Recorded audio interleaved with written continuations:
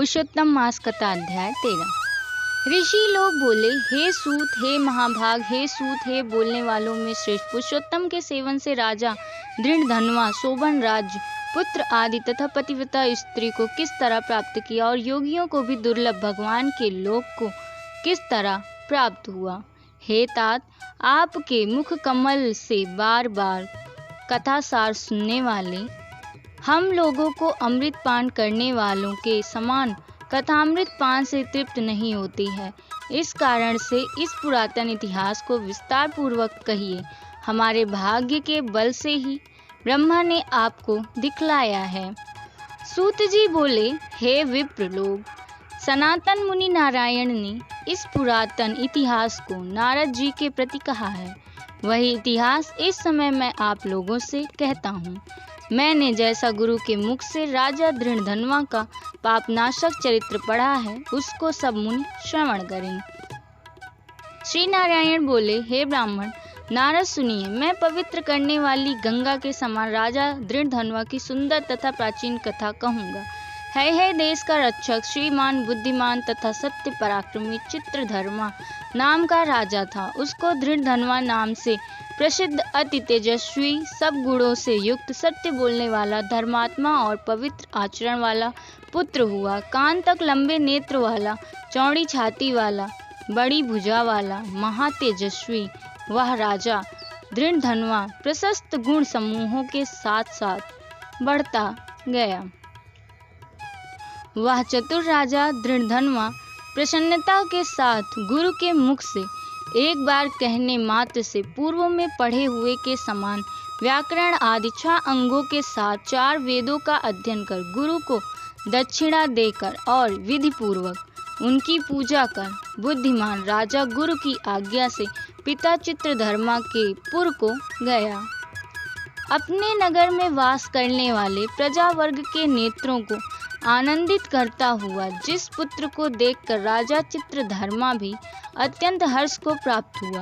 पुत्र जवान हो, संपूर्ण धर्म को जानते वाला हो और प्रजा पालन में समर्थ हो, इससे बढ़कर सार शून्य इस संसार में और क्या है, अर्थात कुछ नहीं है। अब मैं 2 भुजा वाले, मुरली को धारण करने वाले, प्रसन्न मुख वाले, शांत तथा भक्तों को अभय देने वाले श्री कृष्ण चंद्र की आराधना करता हूँ।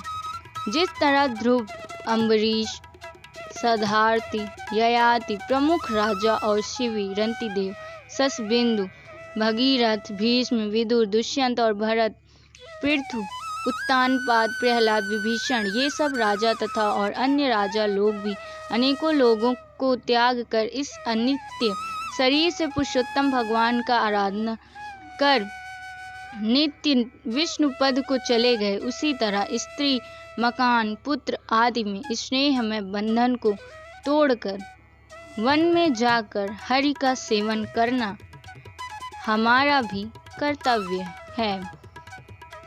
ऐसा मन में निश्चय कर समर्थ राजा दृढ़धनवा को राज्य का भार देकर स्वयं विरक्त हो शीघ्र पुलह ऋषि को आश्रम को चला गया। वहां जाकर संपूर्ण कामनाओं से निष्क्रिय हो और भोजन त्याग कर हर समय मन में श्री कृष्ण चंद्र का स्मरण करता हुआ तप करने लगा।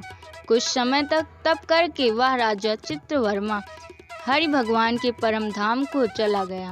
राजा दृढ़धनवा ने भी अपने पिता की वैष्णवी गति को सुना। उस समय पिता के परम धाम गमन से हर्ष और वियोग होने से शोक युक्त राजा दृढ़धनवा पितृभक्ति से विद्वानों के वचन में स्थित होकर पारलौकिक क्रिया को करने लगा। नीति शास्त्र में विशारद राजा दृढ़धनवा अत्यंत शोभित पवित्र पुष्करावर्तक नगर में राज्य करने लगा। अच्छे स्वभाव वाली विदर्भ राज की कन्या उसकी स्त्री गुण सुंदरी नाम की थी। पृथ्वी पर रूप में उसके समान दूसरी स्त्री नहीं थी।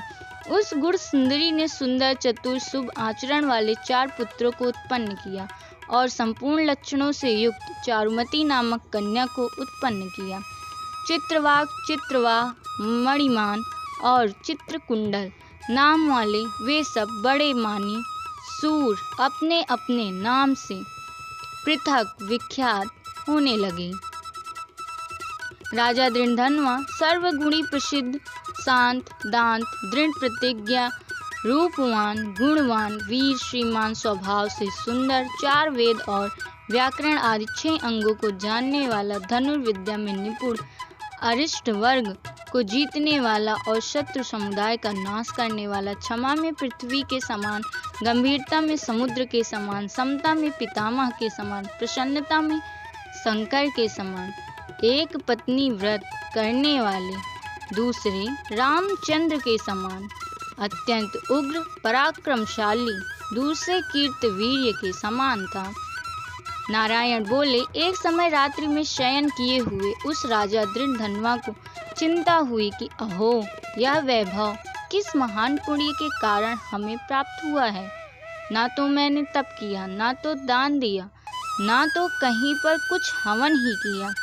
मैं इस भाग्योदय के कारण किससे पूछूं?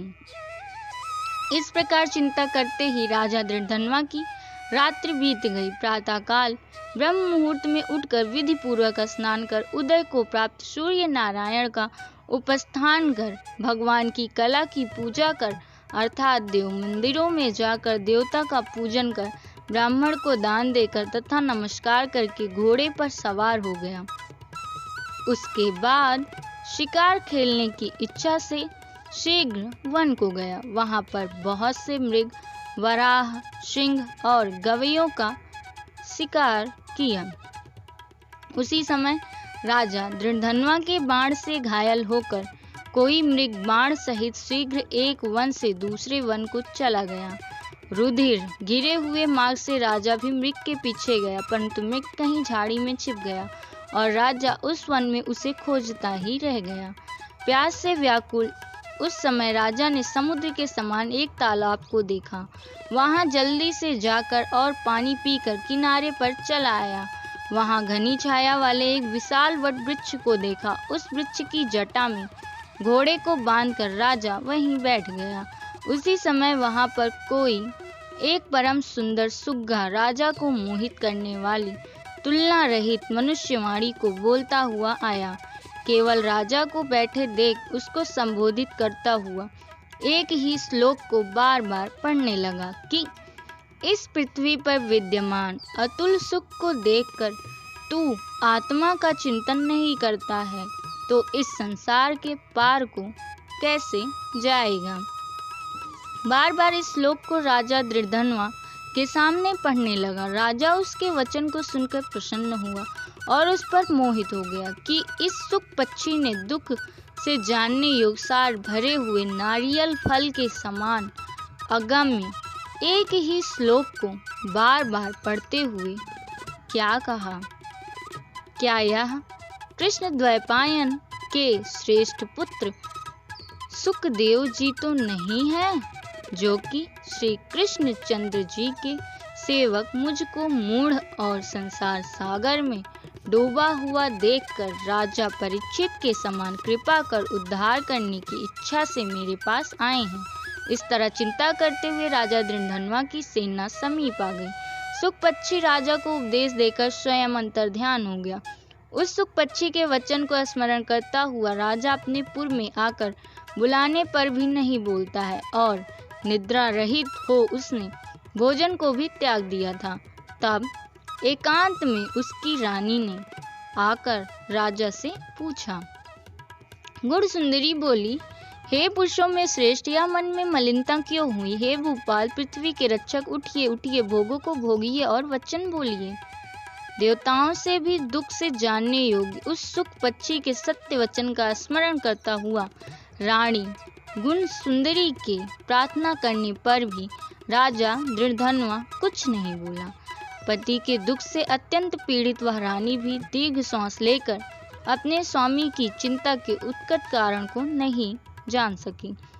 इस प्रकार चिंता में मगन राजा का कितना ही समय बीत गया, परंतु संदेह सागर से पार करने वाला कोई भी कारण वह देख न सकी।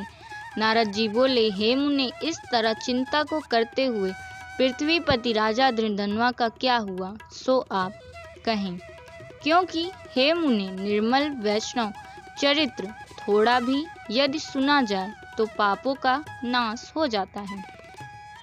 इति श्री बृहन्नारदीय पुराणे पुरुषोत्तम माहात्म्ये त्रयोदशो अध्यायः।